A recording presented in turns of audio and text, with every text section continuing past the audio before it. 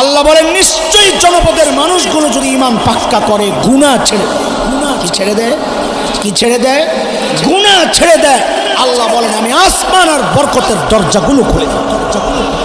কাজী দেশকে আযাব আর গজব থেকে বাঁচাতে হলে প্রকাশ্য গুনাহ যার কারণে আযাব আর গজব আসে ওগুলা বন্ধ করেন, সিনেমা হল বন্ধ করেন, গানের আড্ডা বন্ধ করেন, মদের আড্ডা বন্ধ করেন, জুয়ার আড্ডা ক্যাসিনো বন্ধ করেন, আলেমদেরকে ছেড়ে দেন, দেখবেন দেশে আযাব আর গজব আসছে।